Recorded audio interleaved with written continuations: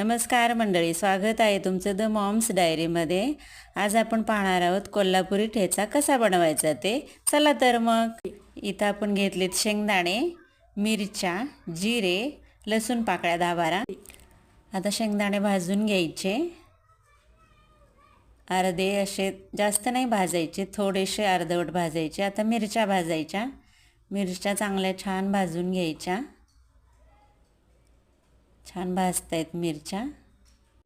थोडेसे जिरे टाकले, तेल टाकायचं आता थोडंसं, परत भाजून घ्यायच्या थोड्याशा मिरच्या, चांगल्या भाजायच्या, छान भाजून अशा मस्त घ्यायच्या। तेल टाकल्यानंतर चांगलं परतून घ्यायच्या थोडा वेळ, असं 1 मिनिटभर। आता भांड्यात काढून घेते मिक्सरच्या, थोड्या थंड झाल्यावर काढून घेतले। शेंगदाणे घातले, लसूण पाकळ्या घातल्या, थोडंसं मीठ टाकलं। आता मिक्सरला बारीक करून घ्यायचं, अर्धवट असं जाडसर बारीक करायचं।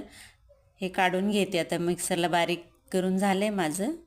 आता तेल टाकलं तव्यात, आता मिक्सरला बारीक केलेलं मिरच्या वगैरे सगळं साहित्य मिक्स हे केलेलं आता परतून घ्यायचा तेलात, चांगला छान परतून घ्यायचं आहे आता ठेचा। बघा परतते कशी मी, चांगला 1-5 मिनटं परतवायचा।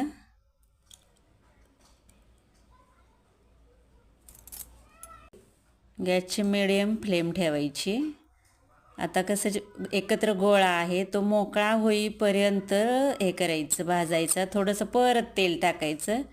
हे बघा आता कसा मोकळा होत आलाय, अजून थोडा वेळ मोकळा होऊ द्यायचा, भाजायचा। झालाय आता, होतच आलाय, झालाय।